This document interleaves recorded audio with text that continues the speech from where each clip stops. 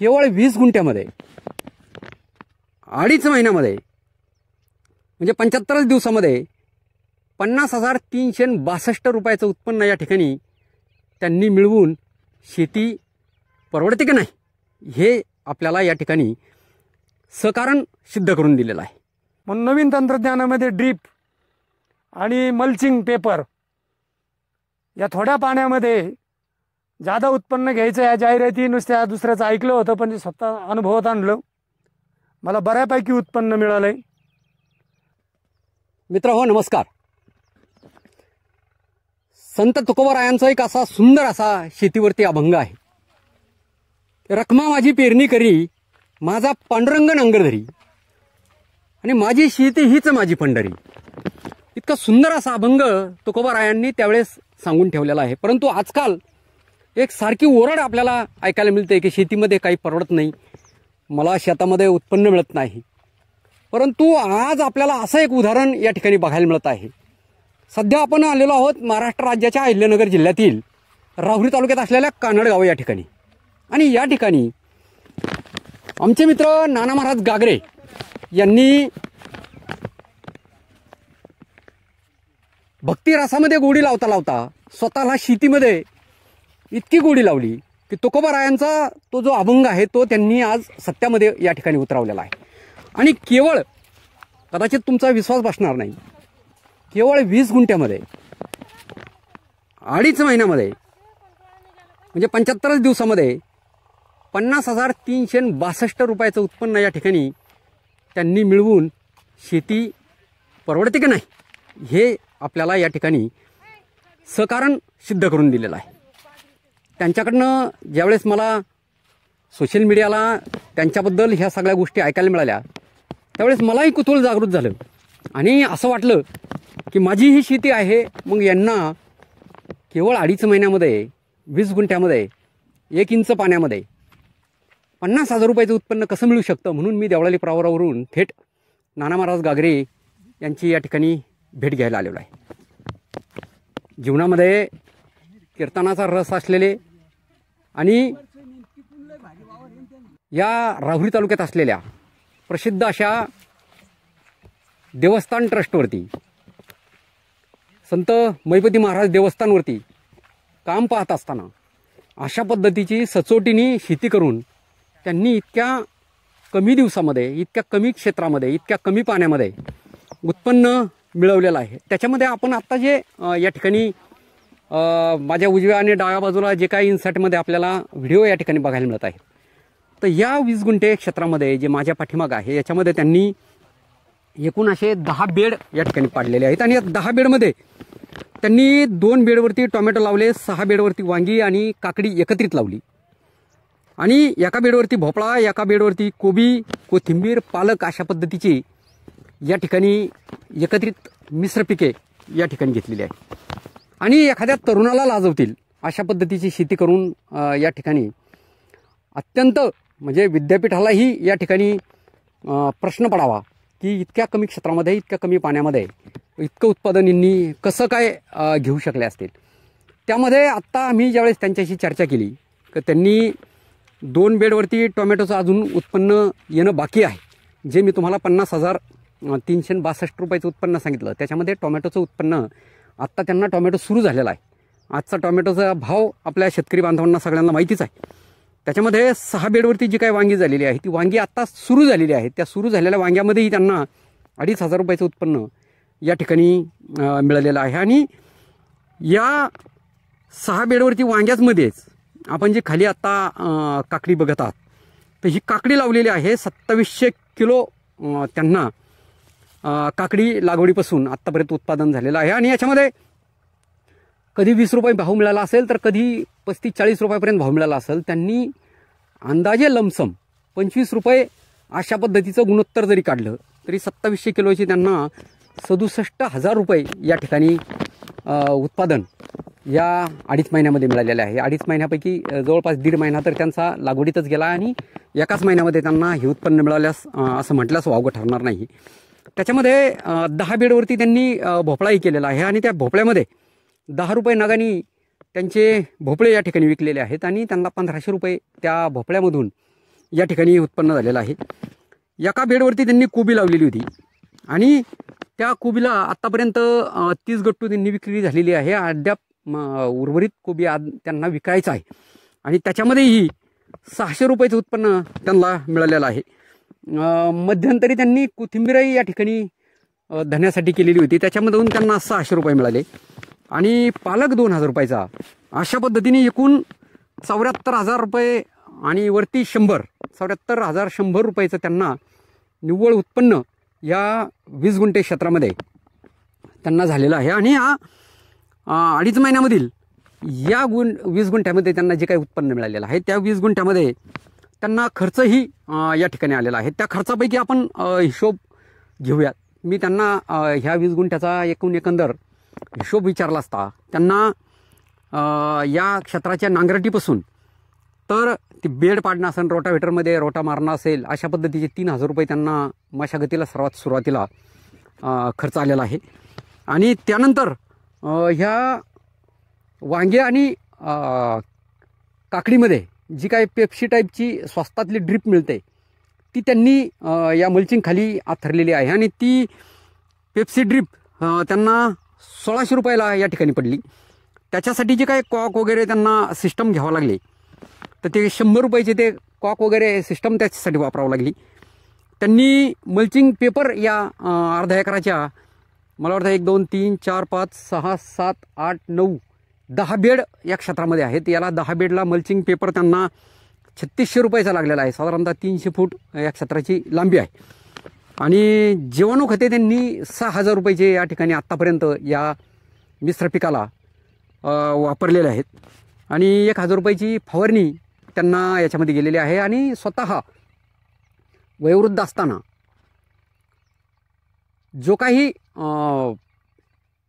धार्मिक कार्यामध्ये त्यांनी वेळ दिलेला आहे त्याच्या व्यतिरिक्त रोज नवरा बायको स्वतः या ठिकाणी 3 तास त्यांनी शेतामध्ये दिलेला आहे. म्हणजे त्यांची रोजंदारी जर आपण 3 तास प्रतिदिन याप्रमाणे जर काढली तर त्यांची मजुरीही याच्या ठिकाणी आपण पकडलेली आहे की जेणेकरून एकूण निव्वळ उत्पन्न काढताना याच्यामध्ये आलेला दरडोई जो काय मजुरीचा खर्च आहे तो त्यातून निघणार होता. नवरा बायको दोघं रोज 3 तास याच्यामध्ये काम करत होते. असा 3 तासाचं त्यांना आत्तापर्यंत 2.5 महिन्यामध्ये त्यांचं एकंदर 8,437 रुपयाची मजुरी आपण 8 तासाच्या हिशोबाने रोजंदारीने जर काढली 250 रुपये रोजानी तर ती एवढी साधारणतः त्यांना आत्तापर्यंत मजुरी बाहेर द्यावी लागली असती. परंतु ती त्यांची वाचलेली आहे.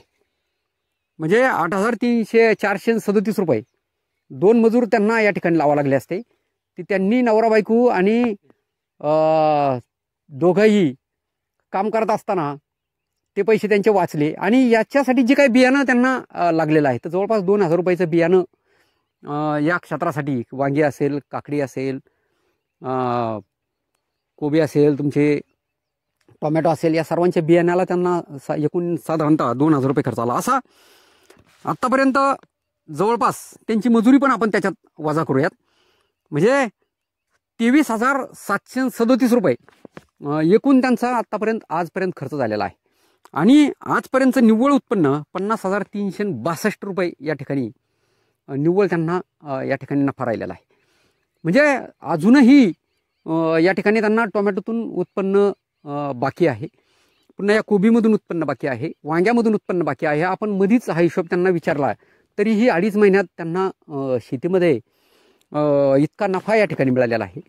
आणि हे गणित जर समजून घ्यायचं असेल तर आपल्याला त्यांच्याशीच या ठिकाणी वार्तालाप करावा लागेल. मी देवळा लिहून तेवढ्यासाठी या ठिकाणी आलो की जेणेकरून माझा शेतकरी बांधव एकीकडे खूप साऱ्या अशा आपल्याला आत्महत्या होताना दिसत असताना त्यांच्यासाठी हे खूप मोठा असं प्रेरणास्रोत मला या ठिकाणी वाटलं की इतक्या कमी क्षेत्रामध्ये, इतक्या कमी दिवसामध्ये, इतक्या कमी पाण्यामध्ये इतकं उत्पन्न या ठिकाणी मिळू शकतं. मग शेतीच्या नावाने आपण नुसताच आरडाओरडा करतो, परंतु जर त्याच्यात मन लावून तुम्ही बी पेरलं, मन लावून जर पाणी दिलं, मन लावून जर त्याच्यामध्ये स्वतः कसली शेती मन लावून जर मेहनत केली तर तुकोबारायांचा तो जो अभंग आहे की रखमा माझी पेरणी करी, माझा पांडुरंग नांगर धरी आणि माझी शेती हीच माझी पंढरी, या उक्तीप्रमाणे स्वतः नाना महाराजांनी या ठिकाणी शेती उभी केलेली आहे आणि पांडुरंगांनी त्यांना साथही दिलेली आहे. त्यामुळे चला तर आपण नाना महाराजांशीच या ठिकाणी वार्तालाप करूया की तुम्हाला कशा पद्धतीने या ठिकाणी तुम्ही ही सुरुवात केली, ही तुम्हाला आयडिया कशी सुचली आणि कसं हे तुम्ही उत्पादन घेतलं? नाना महाराज गागरे या. जय हरी.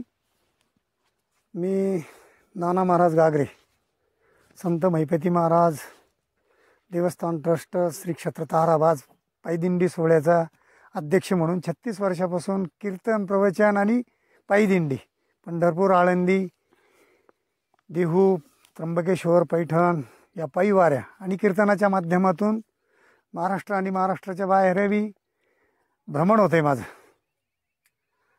साधारण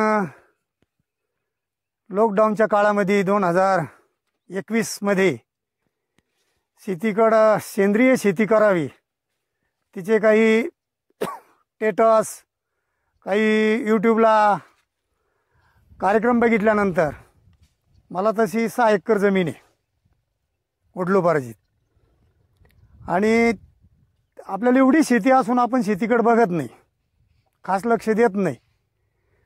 शासनाने काही नवीन तंत्रज्ञानाने शेती करून शेतकऱ्याने समृद्ध व्हावं या जाहिरात आपण कायम पाहतो, पण प्रत्यक्षात अनुभवात आपल्या येत नाही ते, कारण आपण त्या कृतीत उतरत नाही.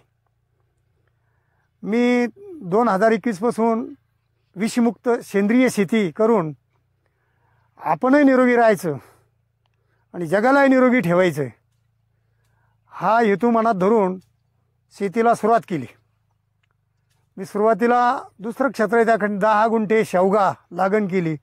त्याच्यातून बऱ्यापैकी मला उत्पन्न मिळतं. त्याच्यामध्ये ड्रीप टाकून मी थोडा माझ्या घरापुरता भाजीपाला बाजारातून न आणता, आणि उरलेला काही डॉक्टर असतील, काही शिक्षक असतील, काही दुकानदार असतील, काही मित्रमंडळ असेल, त्यांनी मला योग्य भाव देऊन त्याच्यातून थोडे पैसे मिळायला लागले. मग शेतीकडे माझी गोडी वाढली. माझे कीर्तन, प्रवचन आणि प्रवास करत असताना मी शेतीकडे लक्ष द्यायचं ठरवलं. गावरान गाईच्या शेणापासून, गोमित्रापासून स्लरी आणि ती जीव अमृत म्हटलं जातं ते बनवलं जातं, ते शेतीला वापरतो. वास्तविक पाहता ही 20 गुंठे शेती आहे. याच्यात मी 10 बेड पाळलेले आहेत. खर्च अगोदरच आपल्याला ढूस साहेबांनी सांगितलेला आहे, आप्पासाहेबांनी. मी ही रोपं वगैरे देवळालीमध्येच कडू पाटील नर्सरी म्हणून आहे. वांग्याची 500 रोपं, कोबीचे 300 रोपं, टोमॅटोचे 300 रोपं, काकडीची नेत्रा नावाचे 2 पुड्या, आणि भोपळ्याचं त्याच शेडचं 1 पुडी घेतली होती, पण अर्धी पुडीसुद्धा लागलेली नाही. माझ्याकडं फक्त बोरला, मी ग्रामीण भागामध्ये पाटपाण्याच्या व्यवस्थाने नवीन निळवंडे आलं आहे, पण ते निळवंड्याचं पाणी सध्या आलेलं आहे, पण पाऊस कमी यावर्षी. एक बोरवेलला मला 1 ते 1.25 इंच पाणी, आज ते पाणी 1 इंचावरच आहे. मग अशामध्ये मी पावसाळ्यात सोयाबीन आणि तूर माझ्या बाकीच्या क्षेत्रावर घेतली. तूर आता व्यवस्थित आहे. सोयाबीने मला खर्चापुरती मिळाली, परंतु आपण काहीतरी मार्केटमध्ये, पेठेमध्ये काहीतरी माल पाठवता येईल अशी कल्पना करून, जे लोकांचं, मित्रांचं पाहिल्यानंतर, फिरल्यानंतर, अनेक बागायतदारांचं, शेती करणाऱ्यांचं पाहिल्यानंतर आपणही जरा लक्ष देऊ म्हणून नवीन तंत्रज्ञानामध्ये ड्रीप आणि मल्चिंग पेपर या थोड्या पाण्यामध्ये जादा उत्पन्न घ्यायचं या जाहिराती नुसत्या दुसऱ्याचं ऐकलं होतं, पण स्वतः अनुभवात आणलं. मला बऱ्यापैकी उत्पन्न मिळालं आहे. मला आत्तापर्यंत काकडीमधून हिशोब तुम्हाला आप्पासाहेबांनी सांगितलेलाच आहे. म्हणजे आत्तापर्यंत जे मला 60-70 हजार रुपये उत्पन्न मिळालं आहे. अजून त्याच्या दुप्पट उत्पन्न या शेतीत मिळाल, कारण वांगी आताशी सुरुवात झाली. कारण एका दिवसाला 1 तुडणी जर केली तर आता 2-2 कॅरेट निघलेत सुरुवातीला. अजून पुढच्या तुडणीला ते कॅरेटची संख्या वाढन. आता ही वांग्याला लाग भरपूर आहे. टोमॅटोचा एकूण लाग जर बघितला तर एका झाडाला 3 ते 4 किलो टोमॅटो पाहायला मिळतात. 5 किलो असतील काही झाडांना. पालक भाजीतून मला 2,000 रुपये, टोमॅटोच्या बेडमध्येच पालक भाजी होती, त्याच्यातूनही 2,000 रुपये मिळाले. पण सर्वात महत्त्वाचं म्हणजे काकडी लावल्यामुळं मी लागण केल्यापासून 45 ते 46 दिवसात मला जे खर्चायला पैसे झाले ते रिटर्न चालू झाला. म्हणजे शेतीमध्ये कष्ट आणि वेळ लक्ष द्यायला मला काही वाटत नाही. आणि अगदी 50 ते 55 दिवसानंतर मला दररोज 1,500-2,000 हजार रुपये मिळायला लागले काकडीच्या विक्रीमधून. साधारण यावर्षी काकडीला भावही चांगला मिळाला. 25 रुपयापासून पुढं तर 50 रुपये किलोपर्यंत मला भाव मिळालेला आहे काकडीचा ॲव्हरेज. आणि काकडीला मी मांडव केलेला नाही, तार नाही बांधलेली, जमिनीवरच सोडलेली. ते आंतरपीक घेतलेलं आहे. माझं मेन पीक वांग आहे. एक मी प्रयोग म्हणून, ही माझी प्रयोगशाळा आहे. ही 20 गुंठे ही माझी प्रयोगशाळा आहे.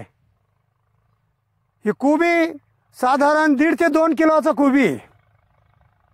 कारण मी याला आधी जीवाणूची किट वापरलेली आहे खतं म्हणून. स्लरी वापरलेलं आहे बेडवर अगोदर. नंतर मला आता ड्रीप, मी साधं पेप्सी ड्रीप वापरलेलं आहे किसान कंपनीचं. त्याच्यातून मला खतं देता येत नाहीत.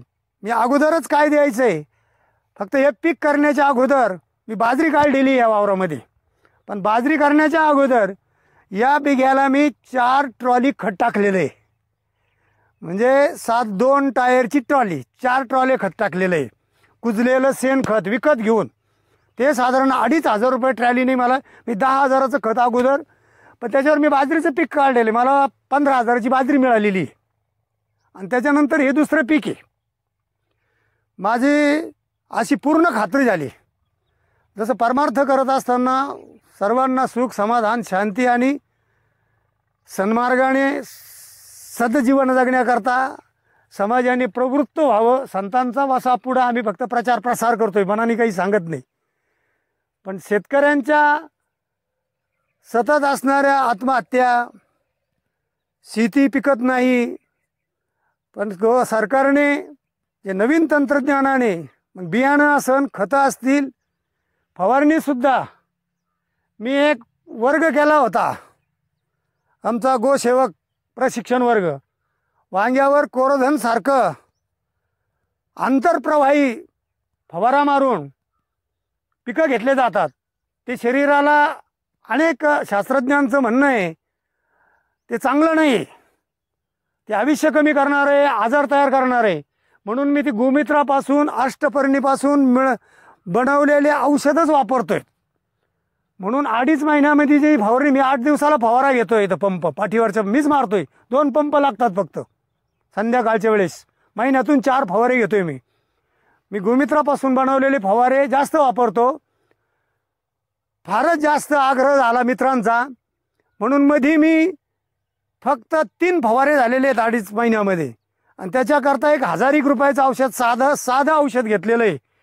मवा असेल, कीटकनाशक असेल म्हणून. ते आंतरप्रवाही वगैरे किंवा स्ट्रॉंग औषध घेतलेलं नाही. कारण आपण नफा मिळवत असताना जे उत्पन्न, आपण जी शेती पिकवलेली, जे माल पिकवलेला आहे, तो खाणारा सुद्धा सदृढ राहावा, त्याची बुद्धी चांगली राहावी, त्याचं आरोग्य चांगलं राहावं.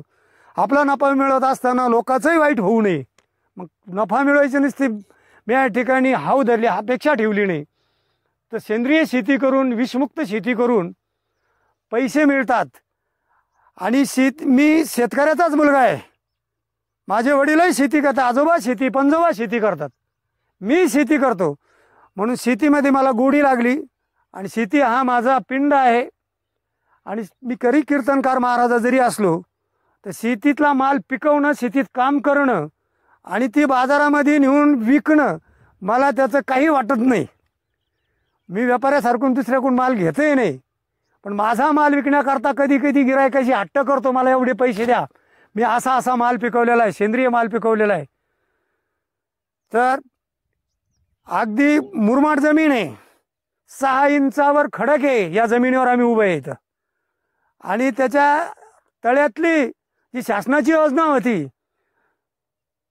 बंधाऱ्यामधली माती घ्या, फुकाट न्या, मी याच्यामध्ये फक्त 100 टेलर माती टाकलेली आहे. चांगला नांगर लागला तो खरखर वाजतो याच्यामध्ये. आणि त्याच्यावर मला थोड्या पाण्यामध्ये यावर्षी समाधानकारक पांडुरंगाच्या कृपेने खरंच चांगलं केल्यानंतर चांगलं होतंय. ह्या 2024 साली हा अनुभव मला पाहायला मिळाला आहे. म्हणून अशा कमी खर्चात देशी परंपरेने आपण शेती करावी आणि आपलं समजावं आणि लोकांनाही सदृढ बनवण्याकरता ही माझी सर्वांना हात जोडून विनंती. रामकृष्ण हरी, जय. अगदी माळरानावरती कशा पद्धतीने अल्प खर्चामध्ये अल्प पाण्यामध्ये शेती फुलवावी आणि त्याच्यामध्ये मोठं असं उत्पादन घ्यावं, याचं अगदी कमी शब्दामध्ये आणि खूप चांगल्या पद्धतीने या ठिकाणी मार्गदर्शन आपल्याला त्यांनी केलेलं आहे. मी तर या निमित्ताने महाराष्ट्र शासनाच्या कृषी विभागाला आणि विद्यापीठाला या निमित्ताने विनंती करतो की अशा शेतकऱ्यांना आपण या ठिकाणी भेट दिली पाहिजे, यांच्याकडनं मार्गदर्शन उचललं पाहिजे आणि ते सर्वसामान्य शेतकऱ्यांपर्यंत पोहोचवण्यासाठी आपली यंत्रणा या ठिकाणी जर वापरली तर मला वाटतं की राज्यामध्ये नक्कीच या ठिकाणी जे काही शेतकऱ्यांच्या आत्महत्या होत असतील किंवा या शेती परवडत नाही म्हणून शेतीपासून जे कोणी दूर जात असतील तर ते आमचे तरुण मित्र, तरुण शेतकरी बांधव नक्कीच पुन्हा शेतीकडे वळतील आणि आधील आत्महत्या थांबायला त्यामुळे नक्कीच मोठी अशी मदत होईल. या निमित्ताने मी पुनश्च एक वार राज्य शासनाला विनंती करतो की आपण अशा शेतकऱ्यांची दखल घ्यावी आणि या शेतकऱ्याला त्याच्या पाठीवरती कौतुकाची थाप देऊन त्यांना प्रोत्साहन द्यावं व शेती समृद्ध करण्यासाठी शेतकऱ्यांना या ठिकाणी उभं राहायला मदत करावी. या विनंतीसह मी आप्पासाहेब ढूस या ठिकाणी सर्वांना जय हिंद, जय महाराष्ट्र करतो आणि थांबतो. रामकृष्ण हरी. रामकृष्ण.